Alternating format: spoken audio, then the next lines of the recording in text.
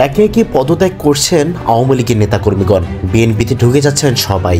এটা যেন চাঞ্চল্যকর বিরাজ নিয়ে আসলেন বাংলাদেশের মধ্যে। সন্ধিবাস, আজকের ভিডিও খুবই ইন্টারেস্টিং হতে চলেছে।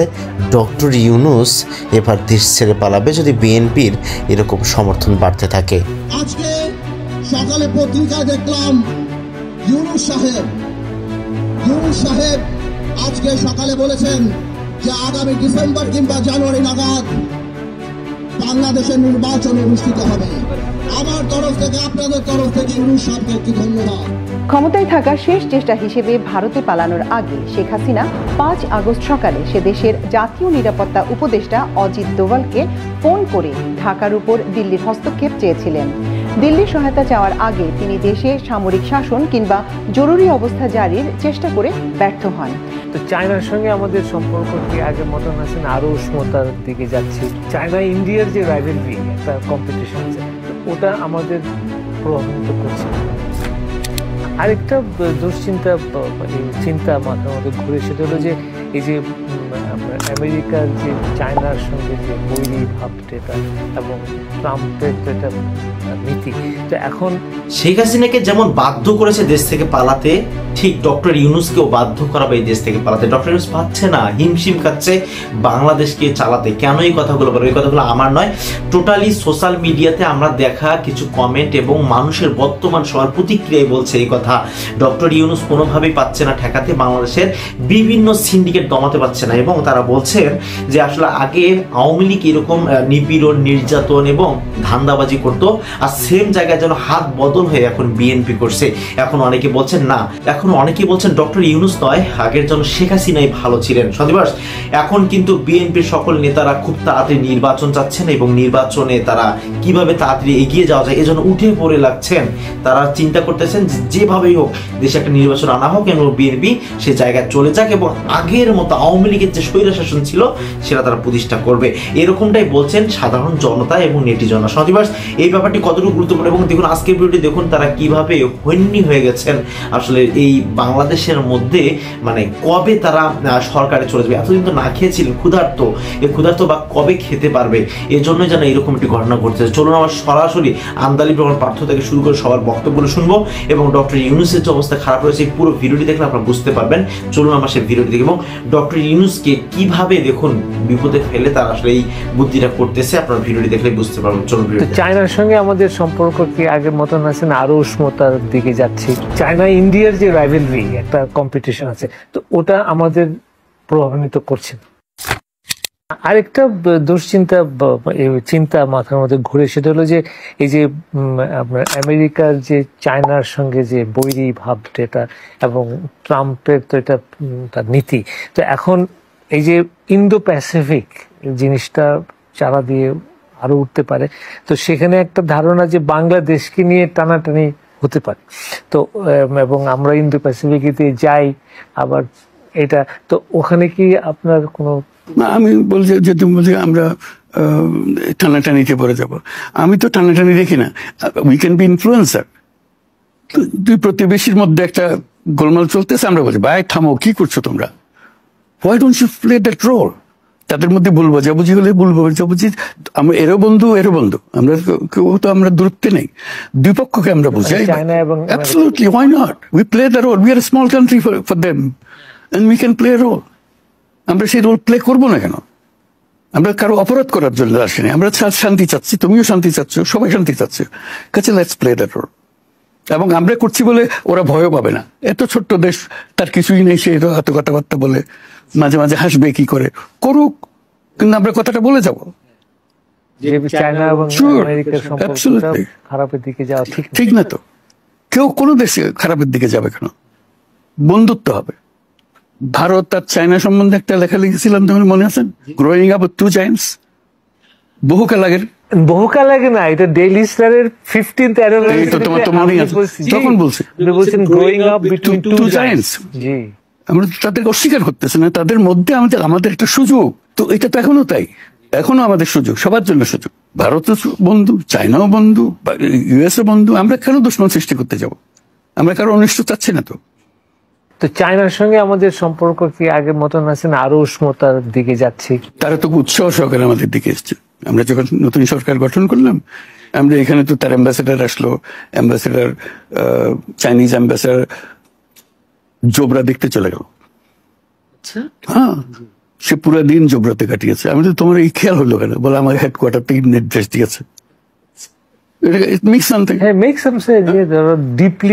দেখতে চাচ্ছে সে, এটা কি বিষয়? আই ফিল ভেরি অনার্ড যে তোমরা এটা দিও। ঠিক আছে, ওইভাবে বলো তোমাদের কি লাগবে বলো, ইত্যাদি ইত্যাদি। জাতিসংঘে গেলাম, জাতিসংঘে সবার সঙ্গে মিট করতেছি, এবং আমাদের প্রটোকল হলো যে হেড অফ দ্য স্টেট না হলে আমি মিট করতে পারবো না, মুশকিল। Chinese head of the state নাই, ও আসে নাই। তো আমি দেখা করতে চাই, তাদের অ্যাম্বাসেডর দেখা করতে চাই, চাইনিজ ফরেন মিনিস্টার আসলো, কিন্তু আমি ফরেন মিনিস্টারের সঙ্গে প্রটোকল অনুযায়ী দেখা করতে পারছি। শেষে দেখা হয় নাই, ওইভাবে আনুষ্ঠানিক দেখা হয় নাই। আমরা we got together in one place, তার সমস্ত স্টাফ নিয়ে আমাদের সঙ্গে বসলো, একবারে পয়েন্ট বাই পয়েন্ট যে তোমাদের সঙ্গে আমাদের এই সম্পর্ক, এই আমরা করতে চাই, এইটা লম্বা একটা স্টেটমেন্ট। আমি একটা লম্বা স্টেটমেন্ট দিলাম, কি কি সুযোগ সুবিধা আছে, আমরা এই পর্যন্ত কি কি করেছি, বিশেষ করে আমার ব্যক্তিগত সম্পর্ক চায়নার সঙ্গে কি কি, কোন কোন বিশ্ববিদ্যালয়ে আমার নামে সেন্টার আছে, তাদের ওখানে কত জায়গায় গ্রামীণ মাইক্রো ক্রেডিট চালু হয়েছে, কবে আমি গেছিলাম, কার কার সঙ্গে দেখা হয়েছে, এবং শি জিনপিং এর সঙ্গে যে আমার বৈঠক হয়েছে, তখন সে প্রাইম মিনিস্টার ছিল, সে আমার ইনভাইট করলো, তার অফিসে গিয়ে তার সঙ্গে দীর্ঘ আলাপ হলো, চায়নাতে কি কি করা যায়, আমার পরামর্শ চাইতেছে। আমাদের সে সম্পর্ক তো আমাদের বহু পুরানো সম্পর্ক, এবং তাদের সবচেয়ে বড় ব্যাংক যেটা construction bank of China, richest bank in China, তারা খুব আগ্রহ নিল আমার কাজের জন্য। তারা লোক পাঠালো এখানে এটা বোঝার জন্য গ্রামীণ মাইক্রো ক্রেডিট কিভাবে হয়। তারা সিদ্ধান্ত নিল, এবং চায়নাতে এখন তারাই মাইক্রো ক্রেডিট চালায়, কনস্ট্রাকশন ব্যাংক অফ চায়না, আর অন্যান্য প্রতিষ্ঠানও করে। আমার কারণে তারা নতুন ব্যাংকিং আইন করলো ফর দ্য পুয়ার পিপল। ঠিক আছে, তার সঙ্গে আমাদের সম্পর্ক গভীর সম্পর্ক, ব্যক্তিগত এবং তার আনুষ্ঠানিক পলিসিগত। একটা ব্যাংকের আইন সৃষ্টি করা সোজা কথা, আমরা আমাদের দেশে পারি নাই ব্যাংক আইন সৃষ্টি করতে। একশো শুধু গ্রামীণ ব্যাংকের আইন করছিলাম একটা ব্যাংকের জন্য, ওটা অল ব্যাংকের জন্য। এই আইনে এই ব্যাংক সৃষ্টি করা যাবে, যেটা আমরা এখনো বাংলাদেশে পারি নাই। কাজে ইটস ডিপার রিলেশনশিপ। চায়না ইন্ডিয়ার যে রাইভেলরি, একটা কম্পিটিশন আছে, তো ওটা আমাদের প্রভাবান্বিত করছে না? না, আমরা তো বললাম যে আমাদের সবার বন্ধু, আমরা তো কারোর শত্রুতা নাই আমাদের মধ্যে। আমরা ভারতকেও চাই অত্যন্ত ঘনিষ্ঠ বন্ধু হিসেবে, চায়নাকেও চাই ঘনিষ্ঠ বন্ধু হিসেবে, আমেরিকাকেও চাই বন্ধু হিসেবে, কাউকে আমি বাদ দিচ্ছি না তো আমরা। তবে আমি যেটা বলতে চাই as a news paper editor, যে আমরাও খুবই উৎসাহিত, আমরাও এই নতুন সুযোগ দেখছি এবং সম্ভাবনা দেখছি, এবং আমরাও চাই যে এই সম্ভাবনার দিকে আমরা অগ্রসর হই। সেই জিনিসটা সবার, সারা দেশের সব মানুষের এই কেউ এটার থেকে বাইরে যাবে না।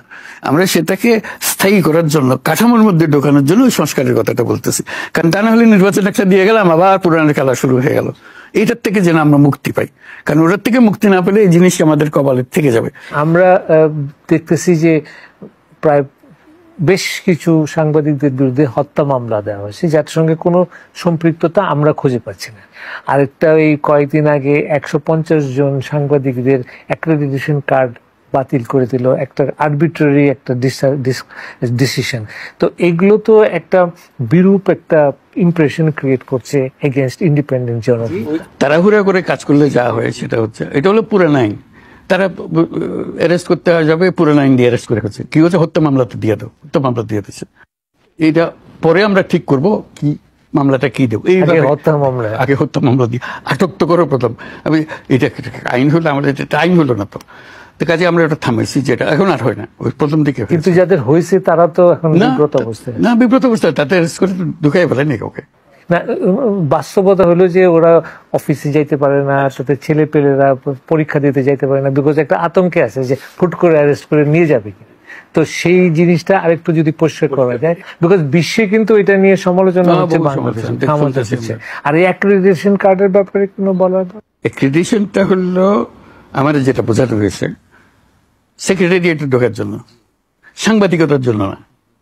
যে সাংবাদিক ঠিকই বুঝাইছে, এটা তার সে সাংবাদিক করতে চায় করুক, শুধু সেক্রেটারিয়েটে ঢুকতে পারতেছে না, তার একটা 1 বছরের জন্য একটা পারমিট ছিল, সেই পারমিটটা হয়তো অর্ধেক হয়ে গেছে, অর্ধেক চলবে বলে এমন গুরুত্বপূর্ণ কিছু না, এরা গিয়ে ঝামেলা করে, আমরা বলছি যে এটা ক্যান্সেল করে দিলাম, এটুকু করছে, এবং সেটা আইনগতভাবে রাইট আছে, রাইট আছে, তার সাংবাদিকতা বন্ধ করা হয় না। এটা তো সে পারে না, কিন্তু এটা তো একটা রং মেসেজ, সেটা আমি বলছি, এটা ডিফেন্ড করতে করতে হয়রান হয়ে যাচ্ছে না আপনি। তো এটা মানে এটা কেন করবে, আর ভবিষ্যতের জন্য মানে এটা খুব একটা নেগেটিভ একটা ইমপ্রেশন ক্রিয়েট হয়েছে আর কি। এবং তার ফিজিক্যাল এন্ট্রিটা কেন করবে, আমি তো একটা অধিকার আছে, ওই যে আইন আছে, আইন তো আমরা যুক্ত হলো, আইন তো আছে, আমি তো বেআইনি কাজ করি নাই, করেছে বেআইনি, বিকজ আপনি দেখাতে হবে কেন আমাদের ক্যান্সেল করলেন, কেউ তো দেখায় নাই। কয়েকটা 5-6টা ধারা আছে, আপনি এই কাজ করছেন তাইলে আপনি ক্যান্সেল হবে, তো কাউকে তো কিছু বললো না, ওখানে সবার নামই থাকতে পারো। আর ওইখানেও একটা গোষ্ঠী কাজ করছে, আমি আপনাকে অনুরোধ করবো এটা দেখতে, যে যারা ধরেন এক সেন্সে, আমাদের তো সাংবাদিকতা পলিটিসাইজ আনফরচুনেটলি, তো ওইটা ওখানে অপারেট করছে, শেষে জেনারেলাইজড কোনো মেসেজ জাতির উদ্দেশ্যে বা সাংবাদিকদের উদ্দেশ্যে দিবেন কি? উদ্দেশ্য হলো যে এটা আমরা একটা বড় সুযোগ পেয়েছি অতীতের সমস্ত কিছু থেকে বেরিয়ে আসার জন্য, আমরা যেন এবার ভুল করি, যে সমস্ত ভুল ভ্রান্তি অতীতে আমরা করে ফেলেছি সেটার থেকে বেরিয়ে এসে আমরা নতুনভাবে আমরা আবার জীবন শুরু করি, এবং সত্যের উপরে ভিত্তি করে করি, ন্যায়ের উপরে ভিত্তি করে করি, ন্যায় বিচারের উপরে ভিত্তি করে করি, অধিকারের উপরে ভিত্তি করে করি, এটাই হলো কাম্য। এই করতে গিয়ে যে ভুল ত্রুটিগুলো হচ্ছে আমাদেরকে ধরিয়ে দেবে, সেজন্য বলে স্বাধীন সাংবাদিকতার কথা বলেছি, তোমরা ধরিয়ে দিলে আমরা এটা নজরে পারবো যে এইটা নজরে এসছে। ক্ষমতায় থাকার শেষ চেষ্টা হিসেবে ভারতে পালানোর আগে শেখ হাসিনা 5 আগস্ট সকালে সে দেশের জাতীয় নিরাপত্তা উপদেষ্টা অজিত দোভালকে ফোন করে ঢাকার উপর দিল্লির হস্তক্ষেপ চেয়েছিলেন। দিল্লির সহায়তা চাওয়ার আগে তিনি দেশে সামরিক শাসন কিংবা জরুরি অবস্থা জারির চেষ্টা করে ব্যর্থ হন, কারণ বাংলাদেশের সেনাপ্রধান সহ শীর্ষ সামরিক কর্মকর্তারা তার প্রস্তাব নাকচ করে দেন। সংশ্লিষ্ট নির্ভরযোগ্য একাধিক সূত্র থেকে এ তথ্য জানা গেছে। অনুসন্ধানে আরও জানা গেছে, শেখ হাসিনার ভারতে পালিয়ে যাওয়ার বিষয়টি খুব গোপনীয়তার সঙ্গে করা হয়। ভারতীয় নিরাপত্তা কর্তৃপক্ষের সঙ্গে শেখ হাসিনার ঘনিষ্ঠ নিরাপত্তা কর্মকর্তারা সমন্বয় করে 4 আগস্টের মধ্যেই পরিকল্পনাটি তৈরি করেন। পরিকল্পনার সঙ্গে ছিলেন তৎকালীন SSF এর DG major general AKM Nazmul Hasan এবং সেনাবাহিনীর QMG লেফটেন্যান্ট জেনারেল মুজিব। অনুসন্ধানে আরও জানা যায়, শেখ হাসিনা 4 আগস্ট বঙ্গভবনে রাষ্ট্রপতি মোহাম্মদ শাহাবুদ্দিন চুপ্পুকে ফোন করে জরুরি অবস্থা জারির জন্য প্রস্তুত থাকতে বলেছিলেন। সেনাপ্রধানকে নির্দেশ দিয়েছিলেন গুলিবর্ষণ করে ছাত্র জনতার বিক্ষোভ দমনের। তেমনি বিমানবাহিনী প্রধানকে হেলিকপ্টার থেকে গুলি চালাতেও বলেছিলেন তিনি, কিন্তু শেখ হাসিনার কোনো অভিপ্রায় বা হুকুমই তামিল হয়নি। শেষ পর্যন্ত তাকে প্রাণ রক্ষার জন্য সুটকেস গুছিয়ে 45 মিনিট সময় বেঁধে দেওয়া হয় মাত্র। গণভবনে দুপুরের খাবার রান্না করা ছিল, কিন্তু খাওয়ার সময়ও ছিল না। বিমানবাহিনীর C-130J বিমানে করে ভারতে পালিয়ে যেতে হয়েছে। এ সময় তিনি 14টি সুটকেস সঙ্গে করে নিয়ে যান এবং সুটকেসগুলো ঠিকঠাকভাবে বিমানে উঠেছে কিনা সে ব্যাপারে নিশ্চিত হন। শেখ হাসিনার সঙ্গে বিমানে করে আরও পালিয়েছেন তার বোন শেখ রেহানা, জেনারেল অবসরপ্রাপ্ত তারেক সিদ্দিকী ও তার স্ত্রী এবং একটি শিশু মেয়ে। শেখ হাসিনা পালায় না। এই দম্ভক্তির 10 দিনের মাথায় শেখ হাসিনা এভাবে পালিয়ে যান ভারতে। 15.5 বছর দোর্দণ্ড প্রতাপে ক্ষমতায় টিকে থাকা একজন প্রধানমন্ত্রী এভাবে দেশ ছেড়ে পালিয়ে যাবেন, এটা কেউ ভাবতেই পারেনি। বাংলাদেশের ইতিহাসে এর আগে ক্ষমতাচ্যুত হওয়ার পর কোনো ব্যক্তি এভাবে দেশ ছেড়ে পালিয়েছেন তার নজির নেই। শেখ হাসিনা ভারতে পালিয়ে যাওয়া এবং 3 থেকে 5 আগস্ট পর্যন্ত গণভবন ও ঢাকা সেনানিবাসে কি ঘটেছিল সে বিষয়ে অনুসন্ধান চালায় আমার দেশ। গণভবনের প্রত্যক্ষদর্শী নিরাপত্তা কর্মকর্তা, সেনা ও বিমান বাহিনী সংশ্লিষ্ট সূত্র, প্রধান উপদেষ্টার দপ্তর ও বঙ্গভবন সূত্রে এবং কয়েকজন উপদেষ্টার কাছ থেকে পাওয়া তথ্যে অজানা সব কথা বেরিয়ে আসে। বিষয়গুলো স্পর্শকাতর হওয়ার কারণে নাম উল্লেখ করা হয়নি।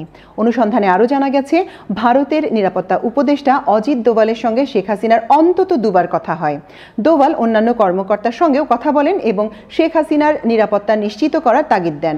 5 আগস্ট বেলা 11টার দিকে সেনাপ্রধান ওয়াকারুজ্জামানের সঙ্গে ভারতীয় সেনাপ্রধান টেলিফোনে কথা বলেছেন বলেও অনুসন্ধানে জানা গেছে। সংশ্লিষ্ট সূত্র জানায় শেখ হাসিনা তেজগাঁও কুর্মিটোলা বিমানবন্দর থেকে যুক্তরাষ্ট্রের তৈরি বিমান বাহিনীর C-130J বিমানে করে দুপুর 12টা 40 মিনিটে ফ্লাই করেন। বিমানটির পাইলট ছিলেন গ্রুপ ক্যাপ্টেন শামীম রেজা ও উইং কমান্ডার গোলাম রসুল চৌধুরী। গণভবন থেকে গাড়িতে করে কুর্মিটোলা যাওয়ার জন্য প্রথমে জেদ ধরেন প্রধানমন্ত্রী। তাকে নিষেধ করা হলেও গাড়িতে ওঠেন এবং গাড়িবহর গণভবন থেকে কুর্মিটোলার উদ্দেশ্যে যেতে থাকে। গাড়িবহরের অগ্রগামী ক্লিয়ারিং অফিসার কর্নেল পদমর্যাদার জানান, সামনে বড় মিছিল আসছে, গাড়িবহর নিয়ে যাওয়া যাবে না। তখন গাড়িবহরে থাকা এসএসএফ এর একজন অপারেশন অফিসার বলেন, আমরা গুলি করে এগিয়ে যাব। কিন্তু গাড়িবহরে থাকা জুনিয়র অফিসাররা বলেন, ঝুঁকি নেওয়া আমাদের ঠিক হবে না, মবের সামনে পড়লে সবাই মারা যেতে পারে। ফলে গাড়িবহর ঘুরিয়ে গণভবনের পেছনে বাণিজ্য মেলার মাঠে আন্তর্জাতিক সম্মেলন কেন্দ্রের পশ্চিম পাশে নেওয়া হয়। এরই মধ্যে রাশিয়ার তৈরি হেলিকপ্টার MI-17 কল করে এনে প্রস্তুত রাখা হয়। হেলিকপ্টারে ওঠেন প্রধানমন্ত্রী শেখ হাসিনা, তার বোন শেখ রেহানা, জেনারেল অবসরপ্রাপ্ত তারেক সিদ্দিকী ও তার স্ত্রী এবং একটি শিশু মেয়ে, সম্ভবত তারেক সিদ্দিকীর পরিবারের কেউ। হেলিকপ্টারটি সেখান থেকে কুর্মিটোলা যায়। পাইলট ছিলেন এয়ার কমোডোর আব্বাস ও গ্রুপ ক্যাপ্টেন রায়হান কবির। হেলিকপ্টারটি 12টা 30 মিনিটে কুর্মিটোলায় পৌঁছালে বেস কমান্ডার হিসেবে দায়িত্বে থাকা এয়ার ভাইস মার্শাল ABM আওয়াল তৎকালীন প্রধানমন্ত্রী শেখ হাসিনাকে রিসিভ করেন। এ সময় উইং কমান্ডার জাকি আনোয়ার গণভবন থেকে সঙ্গে আনা শেখ হাসিনার 14টি সুটকেস বিমানে উঠিয়ে দেন। এ সময় শেখ হাসিনা কারো সঙ্গে কোনো কথা বলেননি, শুধু সুটকেসগুলোর খোঁজ নেন সবগুলো বিমানে উঠেছে কিনা। সঙ্গে বিমানে আরও ওঠেন ডিজি, SSF এর 3 থেকে 4 জন কর্মকর্তা এবং ফ্লাইট লেফটেন্যান্ট পদবীর একজন লেডি কর্মকর্তা। কুর্মিটোলা পৌঁছার 10 মিনিটের মধ্যে শেখ হাসিনা, শেখ রেহানা ও তারেক সিদ্দিকীকে নিয়ে বিমানটি উড্ডয়ন করে। এ সময় সিভিল অ্যাভিয়েশন কর্তৃপক্ষ শাহজালাল আন্তর্জাতিক বিমানবন্দরে সব ধরনের বিমানের ওঠানামা বন্ধ করে দেয়। C-130J বিমানটি ট্রান্সপন্ডার বন্ধ করে উড্ডয়ন করে, যাতে রাডারের সঙ্গে যোগাযোগ সংযোগ না হয়। সাধারণত বিমান উড্ডয়ন করে নর্থ বেঙ্গল হয়ে ঘুরে যায়, কিন্তু এই বিমানটি আকাশে উঠে নর্থ বেঙ্গলে না গিয়ে ত্রিপুরা দিয়ে আগরতলার দিকে চলে যায়, যাতে খুব অল্প সময়ে সীমান্ত পার হতে পারে। এরই মধ্যে ভারতীয় কর্তৃপক্ষের ক্লিয়ারেন্স পেয়ে বিমানটি সরাসরি দিল্লি চলে যায় এবং নামে দিল্লির উপকণ্ঠে উত্তরপ্রদেশের গাজিয়াবাদের হিন্দন বিমান ঘাঁটিতে। সেখানে ভারতের নিরাপত্তা উপদেষ্টা অজিত দোভাল শেখ হাসিনাকে অভ্যর্থনা জানান। জানা গেছে শেখ হাসিনা সেখানেও অজিত দোভালকে ঢাকায় আক্রমণ করতে বলেন। শেখ হাসিনাকে হিন্দন ঘাঁটিতে নামানোর পর রিফুয়েলিং করে বিমানটি কর্মকর্তাদের নিয়ে ঢাকায় ফিরে আসে। গোয়েন্দা সূত্রে জানা গেছে, ভারতের নিরাপত্তা উপদেষ্টা অজিত দোভাল এর আগেও দফায় দফায় ঢাকায় এসেছেন।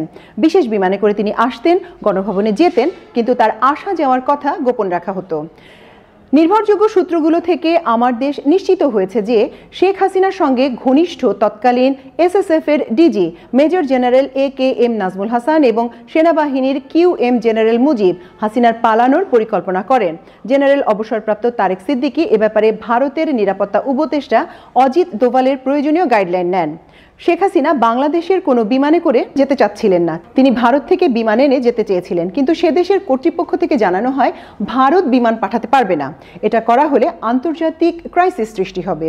এরপর সিদ্ধান্ত হয় বিমান বাহিনীর বিমানে করেই শেখ হাসিনা পালাবেন। আরও সিদ্ধান্ত হয় সার্বিক নিরাপত্তার স্বার্থে ঢাকা হজরত শাহজালাল আন্তর্জাতিক বিমানবন্দরে কিছু সময়ের জন্য অন্যান্য বিমানের ওঠানামা বন্ধ রাখা হবে, রাডারে যাতে বিমানটি ধরা না পড়ে সেজন্য এর ট্রান্সপন্ডার অফ করে রাখা হবে।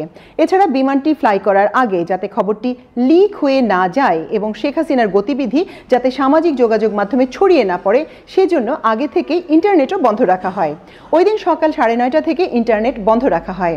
শেখ হাসিনা পদত্যাগ করে কুমিল্লা ক্যান্টনমেন্টে কিংবা গোপালগঞ্জে যাচ্ছেন বলেও দুটি খবর ছড়িয়ে দেওয়া হয়। ভারতে পালিয়ে যাচ্ছেন এই আসল খবরটি যাতে জানাজানি না হয় সেজন্য এভাবেই প্রতারণা করে দৃষ্টি অন্যদিকে নেয়ার চিন্তা করা হয়। গণভবনে 4 আগস্টের রাত্রি ছিল খুবই উত্তেজনাপূর্ণ ও ভয়ঙ্কর। এই রাতে নিরাপত্তা বাহিনীর শীর্ষ কর্মকর্তাদের সঙ্গে প্রধানমন্ত্রী শেখ হাসিনা কয়েক দফা বৈঠক করেন। তিনি বৈঠক করেন মন্ত্রী, দলের শীর্ষ নেতা ও বিভিন্ন পর্যায়ের ব্যক্তির সঙ্গে। বৈঠকের রাগারাগি ও উত্তপ্ত বাক্য বিনিময় হয়। রাত 12টা থেকে সোয়া 12টার দিকে 3 বাহিনী প্রধানের সঙ্গে বৈঠকে প্রধানমন্ত্রীর সঙ্গে ছিলেন তার নিরাপত্তা উপদেষ্টা জেনারেল অবসরপ্রাপ্ত তারেক সিদ্দিকী। সে বৈঠকে পদত্যাগের বিষয়টি ওঠানো হলে প্রধানমন্ত্রী ক্ষুব্ধ হয়ে বলতে থাকেন, যা হবার হবে, তিনি ক্ষমতা ছাড়বেন না। শেখ হাসিনা সেনাপ্রধানকে মেরুদণ্ড শক্ত করে কঠোর হয়ে বিক্ষোভ দমনের নির্দেশ দেন। জেনারেল তারেক সিদ্দিকী শেখ হাসিনাকে সমর্থন জানিয়ে বলতে থাকেন, সেনাবাহিনী গুলি চালিয়ে কিছু লোককে মেরে ফেললে বিক্ষোভ এমনিতেই দমন হয়ে যাবে। বিমান বাহিনী হেলিকপ্টার থেকে গুলি চালানোর কথাও তিনি বলেন। এমন পরিস্থিতিতে বৈঠকে উপস্থিত বিমান বাহিনী প্রধান তারেক সিদ্দিকীর উপর ভীষণ রেগে যান এবং প্রধানমন্ত্রীকে উদ্দেশ্য করে বলেন, এই লোকটি আপনাকে ডুবিয়েছে এবং আরও ডোবাবে। ঠিক এ সময় একজন অপরিচিত ব্যক্তি, যাকে ডিউটিরত এসএসএফ সদস্যরা চেনেন না, গণভবনে প্রবেশ করলে শেখ হাসিনা সভা শেষ করে দেন। রাত 12:40 তিন বাহিনী প্রধান গণভবন ত্যাগ করেন। রাতে গণভবনে পুলিশের আইজি আব্দুল্লাহ আল মামুন এবং এয়ার ভাইস মার্শাল অবসরপ্রাপ্ত জামাল উদ্দিনও ছিলেন। 5 আগস্ট সকাল 9টায় তিন বাহিনী প্রধান আবার গণভবনে আসেন। এ সময় পুলিশের আইজি এবং মন্ত্রী পরিষদ সচিব মাহবুবুর রহমানও গণভবনে ছিলেন। বৈঠকে প্রধানমন্ত্রী পুলিশের আইজি আব্দুল্লাহ আল মামুনকে দেখিয়ে বলেন, ওরা ভালো কাজ করছে, সেনাবাহিনী পারবে না কেন? এ সময় পুলিশের আইজি বলেন, পরিস্থিতি যে পর্যায়ে গেছে তাতে পুলিশের পক্ষেও আর বেশি সময় এমন কঠোর অবস্থান ধরে রাখা সম্ভব হবে না, কারণ আমাদের আর কিছু করার সামর্থ্য নেই, অস্ত্র গোলা বারুদ আর অবশিষ্ট নেই, ফোর্সও টায়ার্ড হয়ে পড়েছে। সামরিক কর্মকর্তারা প্রধানমন্ত্রীকে আবারও ক্ষমতা ছেড়ে দেওয়ার পরামর্শ দেন। এক পর্যায়ে প্রধানমন্ত্রী রেগে গিয়ে বলেন, তাহলে তোমরা আমাকে গুলি করে মেরে ফেলো এবং গণভবনে কবর দিয়ে দাও। সামরিক কর্মকর্তারা শেখ হাসিনাকে অন্য একটি কক্ষে নিয়ে গিয়ে সামগ্রিক পরিস্থিতি ব্যাখ্যা করে প্রধানমন্ত্রীকে পদত্যাগে রাজি করাতে অনুরোধ করেন। তারা একথা বলেন যে সময় দ্রুত ফুরিয়ে যাচ্ছে, বৈষম্য বিরোধী ছাত্রদের ডাকে লং মার্চ টু ঢাকা কর্মসূচির কারণে গণভবন অভিমুখে ঢাকার চারপাশ থেকে মিছিল আসছে। এ পর্যায়ে শেখ রেহানা প্রধানমন্ত্রীকে বোঝানোর চেষ্টা চালান। এক পর্যায়ে বড় বোন শেখ হাসিনার পা জড়িয়ে ধরেন তিনি, কিন্তু শেখ হাসিনা রাজি হচ্ছিলেন না। পরে জয়ের সঙ্গে কথা বলেন শীর্ষ সামরিক কর্মকর্তারা। জয়কে বলা হয়, প্রাণে বাঁচাতে হলে তার মাকে পদত্যাগ করা ছাড়া উপায় নেই। টাইম একটি ফ্যাক্টর, এখনই সিদ্ধান্ত নিতে হবে। জয় পরিস্থিতি জানার পর মায়ের সঙ্গে কথা বলেন। অবশেষে জয়ের কথায় ক্ষমতা ছেড়ে চলে যাওয়ার সিদ্ধান্ত নেন শেখ হাসিনা। তিনি টেলিভিশনে প্রচারের জন্য একটি ভাষণ রেকর্ড করার ইচ্ছা প্রকাশ করলে সামরিক কর্মকর্তারা অপারগতা প্রকাশ করেন। এ সময় তারা প্রধানমন্ত্রীকে ব্যাগ গোছাতে 45 মিনিট সময় বেঁধে দেন, কারণ গণভবন অভিমুখে লাখ লাখ ছাত্র জনতা যে মিছিল আসছে সে সময়ের মধ্যে পৌঁছে যাবে। ছাত্র জনতার এই স্রোত ছিল 36 দিনের অভাবনীয় আন্দোলনের চূড়ান্ত রূপ, 24-এর বিপ্লব, ছাত্র গণ অভ্যুত্থান। সেনাবাহিনী ছাত্র জনতার উপর গুলিবর্ষণ করবে না। 3 আগস্ট সেনাপ্রধান একথা জানিয়ে দেওয়ার পরই মূলত শেখ হাসিনার রাজত্বের বিদায়ী ঘণ্টা বেজে যায়। ছাত্রদের আন্দোলন নিয়ন্ত্রণে আনতে দেশব্যাপী সেনা মোতায়েন ছিল। আন্দোলন পরিস্থিতি মূল্যায়ন ও ফিডব্যাক নিতে ওই দিন সেনা সদরে বিভিন্ন স্তরের সামরিক কর্মকর্তার সঙ্গে সেনাপ্রধান জেনারেল ওয়াকারুজ্জামান মত বিনিময় করেন। দেশের অন্যান্য ফরমেশনের কর্মকর্তারাও ভার্চুয়ালি ওই সভায় যোগ দেন। শুরুতে আধা ঘন্টার একটা উদ্বোধনী বক্তৃতা করেন সেনাপ্রধান। তিনি সরকারের নির্দেশনায় সিভিল প্রশাসনের সহায়তায় কেন সেনাবাহিনী নিয়োগ করা হয়েছে তা ব্যাখ্যা করেন। সভায় তিনি একথাও বলেন, আমাদের দেশে 1970 সালের পর এমন গণবিক্ষোভ আর কখনো হয়নি, তাই আমাদের এই পরিস্থিতি ধৈর্যের সঙ্গে মোকাবেলা করতে হবে। সেনাপ্রধানের বক্তব্যের পর উপস্থিত কর্মকর্তাদের বক্তব্য আহ্বান করা হয়। বক্তব্যের জন্য ব্রিগেডিয়ার জেনারেল এবং এর চেয়ে ঊর্ধ্বতন কয়েকজন কর্মকর্তা হাত তুললেও সেনাপ্রধান তরুণ কর্মকর্তাদের কথা শুনতে চান। সভায় সেদিন 6 থেকে 7 জন সেনা কর্মকর্তা নিজেদের বাস্তব অভিজ্ঞতা শোনান। রাজশাহীর একজন নারী সেনা কর্মকর্তা বাংলায় আবেগপূর্ণ ভাষণে বলেন, দেশের সব মাকে মৃত্যু স্পর্শ করেছে এবং সব মা কাঁদছেন। তিনি মীর মুগ্ধর প্রতিবেশী ছিলেন, যে মুগ্ধ ঢাকার উত্তরায় ছাত্রদের মিছিলে পানি বিতরণ করতে গিয়ে প্রাণ বিসর্জন দেন। নারী কর্মকর্তা মেজর হাজেরা জাহান এ ঘটনায় শিশুদের প্রাণহানি ও এর ন্যায্য বিচার হওয়ার উপর গুরুত্ব দেন। তিনি সেনাবাহিনীর উপর অসন্তোষ বাড়তে থাকা নিয়েও উদ্বেগের কথা জানান। সেনাপ্রধান তার মনোভাবের সঙ্গে একমত হন। ঢাকার মোহাম্মদপুরে একটি গুলির ঘটনা সামাজিক যোগাযোগ মাধ্যমে ভাইরাল হয়েছিল। ওই ঘটনার সঙ্গে সংশ্লিষ্ট একজন ক্যাপ্টেন বর্ণনা করেন সেদিন কিভাবে কর্তব্যরত সেনা সদস্যদের জনতা ঘিরে ধরেছিল এবং তিনি পরিবার ও বন্ধুদের কাছ থেকে সমালোচিত হয়েছিলেন। তেমনি সেনাবাহিনীর উপর জনগণের সমর্থন কমে যাওয়ার কথা তুলে ধরে সেনা সদস্যদের ব্যারাকে ফিরিয়ে নেওয়ার পরামর্শ দেন 5 air defence regiment commanding officer lieutenant colonel Mahbub. এ ধরনের বেশ কিছু বক্তব্য সভায় আসে। সেনাপ্রধান কর্মকর্তাদের বক্তব্য শোনার পর সিদ্ধান্ত দেন যে কোনো উস্কানিতেও সেনাবাহিনী ছাত্র জনতার উপর গুলিবর্ষণ করবে না। ছাত্রদের মিছিলকে প্রতিহত কিংবা বাধা দেবে না। মিছিল চলাকালে সেনা সদস্যরা বরং সরে গিয়ে তাদের জায়গা করে দেবে। সেনাপ্রধান সভার এই সিদ্ধান্ত প্রধানমন্ত্রীর সঙ্গে দেখা করে জানিয়ে দেন। এই সিদ্ধান্তে শেখ হাসিনা সেনাপ্রধানের উপর ক্ষুব্ধ হন। 4 আগস্ট রাও ক্লাবে অনুষ্ঠিত অবসরপ্রাপ্ত সেনা কর্মকর্তাদের বৈঠকটিও ছিল একটি গুরুত্বপূর্ণ ঘটনা। ওই বৈঠকে সাবেক সেনাপ্রধান লেফটেন্যান্ট জেনারেল নুরুদ্দিন সহ কয়েকজন সাবেক সেনাপ্রধান উপস্থিত ছিলেন। তারা বৈষম্য বিরোধী ছাত্রদের আন্দোলনের প্রতি সংহতি প্রকাশ করে সেদিন মিছিলও করেছিলেন। 4 আগস্ট দুপুরে গণভবনে শেখ হাসিনার সঙ্গে সাক্ষাৎ করেন স্পিকার শিরীন শারমিন চৌধুরী। তিনি আওয়ামী লীগের গুরুত্বপূর্ণ কয়েকজন নেতার বার্তা শেখ হাসিনাকে পৌঁছে দেন। তাকে অনুরোধ করেন জাতির উদ্দেশ্যে ভাষণ দিয়ে পদত্যাগ করার। সরকারের একজন গুরুত্বপূর্ণ উপদেষ্টাকে শিরীন শারমিন চৌধুরী একথা জানান। তিনি এও জানান তার পরামর্শ ও প্রবীণ নেতাদের বার্তায় শেখ হাসিনা পদত্যাগে রাজি হয়েছিলেন। কিন্তু গণভবনে তখন উপস্থিত আওয়ামী লীগের সাধারণ সম্পাদক ও তথ্য প্রতিমন্ত্রী আরাফাত এর তীব্র বিরোধিতা করেন। রাতে গ্যাং অফ 4 নামে পরিচিত ওবায়দুল কাদের, আনিসুল হক, সালমান এফ রহমান ও আসাদুজ্জামান খান কামাল শেখ হাসিনাকে কঠোর অবস্থানে নিয়ে যান। তারা হাসিনাকে বলেন, এখন কোনোভাবেই নরম হওয়া যাবে না, নতি স্বীকার করা যাবে না। প্রধানমন্ত্রীর প্রেস উইং থেকে 4 আগস্ট বাংলাদেশ টেলিভিশনের ডিজিকে ফোন করে জানানো হয় শেখ হাসিনা 5 আগস্ট দুপুর 12টায় জাতির উদ্দেশ্যে ভাষণ দেবেন। 4 আগস্ট রাতে ভাষণ রেকর্ড করার জন্য গণভবনে বিটিভির ওভি ভ্যান টিম পাঠানো হয়। 5 আগস্ট সকালে বিটিভির স্ক্রলেও প্রধানমন্ত্রীর ভাষণ প্রচারের কথা দেখানো হয়। কিন্তু 5 আগস্ট বেলা 11টায় আইএসপিআর থেকে বিটিভির মহাপরিচালককে জানানো হয় সেনা প্রধান জেনারেল ওয়াকারুজ্জামান বেলা 2টায় জাতির উদ্দেশ্যে ভাষণ দেবেন। আইএসপিআর থেকে অভিভ্যান চাওয়া হলে বিটিভি থেকে বলা হয় অভিভ্যান গণভবনে রয়েছে, সেখান থেকে নেওয়া সহজ হবে। সেনা প্রধানের সেই ভাষণ প্রচার করা হয়েছিল বিকেল 4টায়। বঙ্গভবন সূত্রে জানা গেছে 4 আগস্ট শেখ হাসিনা রাষ্ট্রপতি মোহাম্মদ শাহাবুদ্দিন চুপ্পুকে ফোন করে জানান দেশব্যাপী জরুরি অবস্থা জারি হতে পারে, তিনি যেন তৈরি থাকেন। 5 আগস্ট প্রধানমন্ত্রীর মিলিটারি সেক্রেটারি রাষ্ট্রপতির মিলিটারি সেক্রেটারিকে ফোন করে জানান প্রধানমন্ত্রী যে কোনো সময় বঙ্গভবনে আসতে পারে। আজকে সকালে পত্রিকায় দেখলাম ইউনূস সাহেব আজকে সকালে বলেছেন যে আগামী ডিসেম্বর কিংবা জানুয়ারি নাগাদ বাংলাদেশের নির্বাচন অনুষ্ঠিত হবে। আমার তরফ থেকে, আপনাদের তরফ থেকে ইউনূস সাহেবকে একটি ধন্যবাদ। তবে কিছু কথা খোলাখুলি বলে দিতে চাই ইউনূস সাহেব আপনাকে এবং আপনার সরকারকে। ইদানিংকালে আমরা দেখতে পাচ্ছি আপনার কিছু উপদেষ্টাদের কিছু কথাবার্তায় যে তারা আমাদের প্রতি এমন বিরূপ প্রতিক্রিয়া দেয়, এমন ভাবে কথা বলে, এমনকি মনে হয় যে এই আন্দোলন শুধুমাত্র তাদেরই আন্দোলন। আমার ভাইয়েরা তোমরা আমার যে বয়সে ছোট, আমি তুমি করেই বলি, সরকার নামানো আর সরকার চালানো এক কথা না। ভাইয়েরা তোমাদের মনে রাখতে হবে, তোমরা হয়তো 10 বলে 20 রান করেছ, কিন্তু 180 রান বাংলাদেশের মানুষ করেছে 17 বছর। তোমাদের এই অশ্রদ্ধা, তোমাদের এই কথা বলার ধরন দেখে আমাদের মনে হয় যে তোমাদের মধ্যে ইচ্ছা, আশা, আকাঙ্ক্ষা জেগেছে যে তোমরা নির্বাচনে করে এই সরকারে থাকবা। আমার কোনো অসুবিধা নাই, তোমরা দল করো, তোমরা নির্বাচন করো, কিন্তু কোন দলকে ক্ষমতায় আনার জন্য নির্বাচনকে কোনোভাবে বিলম্বিত করা যাবে না। বাংলাদেশের মানুষ 17 বছর ভোট দেয় নাই।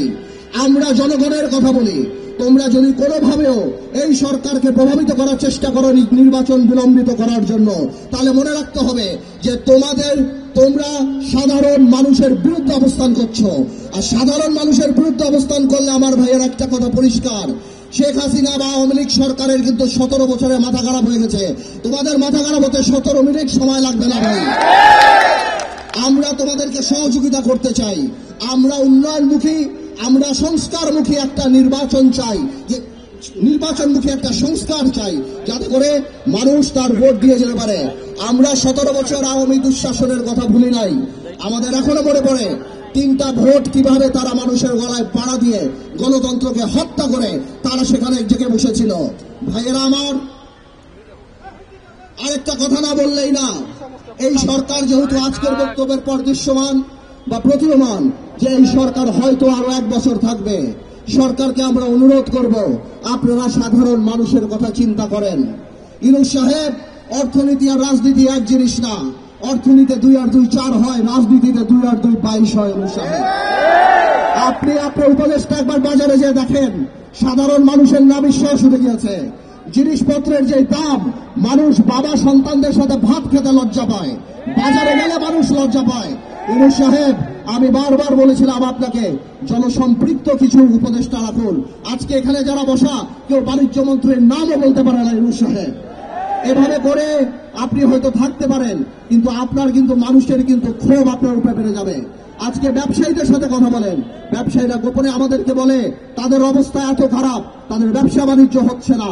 গার্মেন্টসের কর্মীদের এই অবস্থা যে কেউ চিন্তা করতে পারে যে কোনো সময় ফ্যাক্টরি বন্ধ হয়ে যেতে পারে। আপনি ব্যবসায়ীদের সাথে বসেন। ইউনূস সাহেব, মনে রাখবেন, আপনারা কাজ করেন কিন্তু পলিথিন বন্ধ করা, হর্ন বাজানো, গ্লাস সরা, প্লাস্টিকের মগ রাখা, এইসব আপনাদের কাজ না। আপনারা ঠিক করেন আপনারা কি কাজ করবেন। আমরা কথা দিচ্ছি আমাদের সকল সহযোগিতা আপনারা পাবেন। আরেকটা কথা ইউনূস সাহেব না বললেই না, এখনো আমরা দেখি আওয়ামী শাসন আমলের দুর্নীতিবাজরা ঘুরে বেড়াচ্ছে। আপনি দরবেশ সালমান রহমানকে অ্যারেস্ট করেছেন, এই জন্য আপনাকে আমরা সাধুবাদ জানাই, কিন্তু সামিটের আজিজ খানকে আপনি এখনো ধরতে পারেন নাই। আপনি এসালামের মতো মানুষকে এখনো ধরতে পারেন নাই।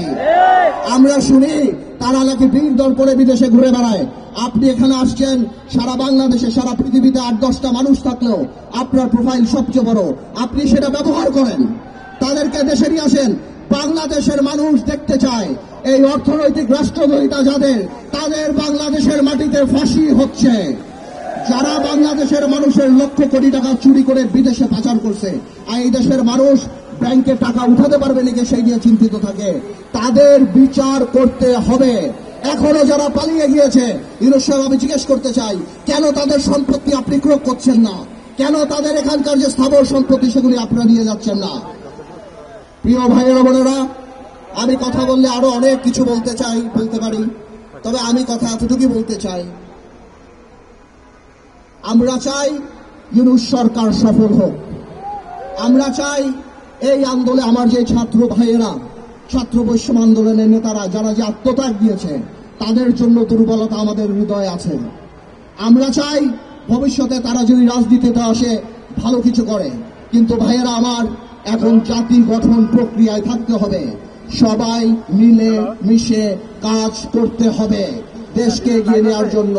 50 বছরে আমরা যেভাবে পিছিয়ে গিয়েছি, আজকে বিজয় দিবস, একটা রাজনৈতিক দল গত 17 বছরে শুধুমাত্র পুরো স্বাধীনতা একটা মহানায়ককেই দায়িত্ব দিয়েছে, আর কারো দায়িত্ব দেয় নাই।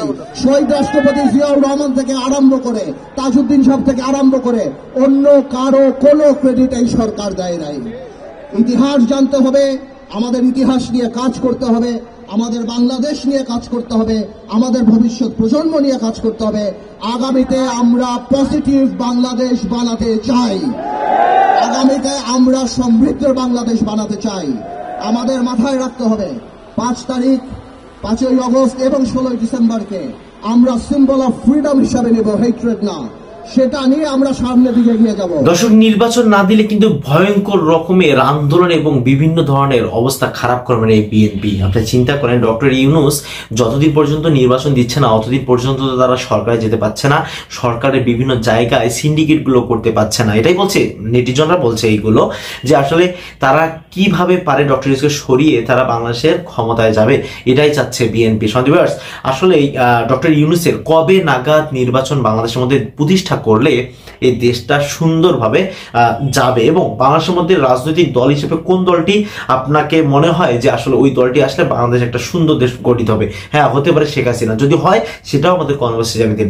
আজকের ভিডিও এই পর্যন্তই। চ্যানেলে তোমরা সাবস্ক্রাইব করুন, বন্ধু হয়ে পাশে থাকুন। আল্লাহ হাফেজ।